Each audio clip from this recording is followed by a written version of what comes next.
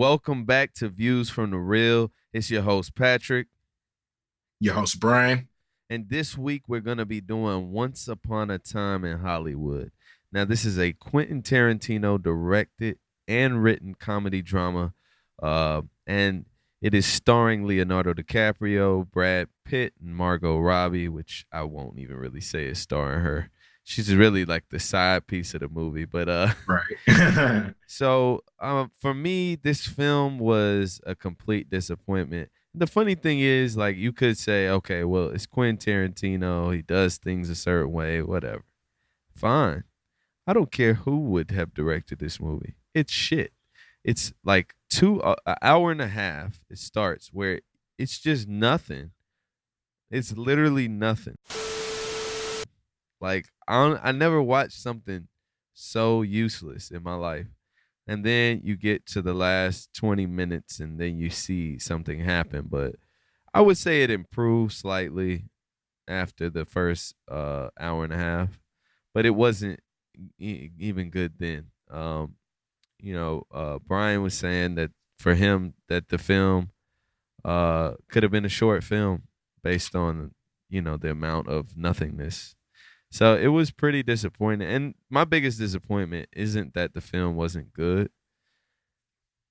It was that it had Leonardo DiCaprio, Brad Pitt, and Margot Robbie and wasn't good. Like, you just wasted. And also Al Pacino, by the way. You just wasted a cast. That's what you did. And it's funny. The also ironic thing about this film is that it's the first film that did not involve the Weinsteins in Tarantino's career. So maybe that had something to do with why it was so bad. I don't know. But what do you think, bro? For me personally, the film, it didn't feel like a film at first. It felt like it was a bunch of commercials or behind the scenes or stuff paying tribute to the films from the shows from the 50s and 60s and things like that. And it was just so much of that. And it felt like it was in its own world for a while before you actually got to the movie, I guess, per se. And Right. it didn't hold my attention at all. It was very boring to me. I felt like you did, where you have these three main actors that are amazing and they're not really doing too much in this film. And if I had to say who was the best actor out of this movie, I guess I give it to Brad Pitt, but that's not saying too much. I agree, man. Like the last 25, 20 minutes were probably what the movie should have been, you know, plus some stuff in the beginning, maybe, but I was not a fan of this movie whatsoever. I thought once we got to the end where things just go crazy, it went too crazy. Like, spoiler alert, but I felt like the girl at the end was screaming way too much. I wanted to blow my Yeah. fucking brains out, like It was completely over the top. The whole thing, over the top. the freaking flamethrower. I was fine Spoiler with alert, the whole video. But the fucking flamethrower was like, come on, who even is going to take the time to put on a fucking flamethrower in that scenario? It was ridiculous. It was so Quentin Tarantino, but like that was your death race shit, man. Don't bring that shit over here. It didn't Nah, make man, no he got damn to, sense. man. He got a It thing made with no damn flamethrowers. sense.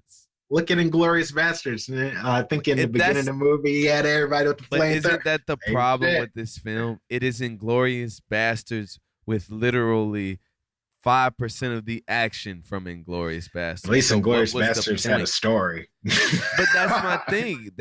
He's trying to Inglorious Bastards something that doesn't have anything to do with what he's trying, like that concept. Like, it's a revenge, historical revenge film. I guess that's what we could call it. And he's doing the same shit from that film, but with just not enough story for that. So that was the problem. It's really, like you said, it's no real story to the film. For me, it's like crazy. What I didn't know though is Kurt Russell was narrating, and it was so Yeah. weird. Did you see how he narrates one line in the first hour and a half? Then he comes out of nowhere in the last 30 minutes and is narrating the shit out the movie. I'm like, what the fuck is this shit?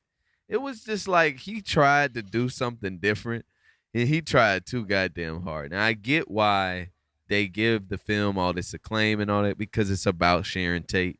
But come on, yo. Stop it. Stop it. Yeah, this was my top films of the year. I'd say definitely one of my worst films of the year that I've watched. Something that I looked forward to this movie and was thoroughly disappointed. Thoroughly disappointed. Hustlers. If Hustlers and this film was the only two films to come out this year, Hustlers needs every Oscar. Right. That shit was Hustler terrible. seemed to be a masterpiece to this. Quentin Now, I will say Tarantino. one of the enjoyable things of the movie was definitely with Brad Pitt on acid. I actually did laugh my ass off on that. So that was one of the better things. If there was something I liked in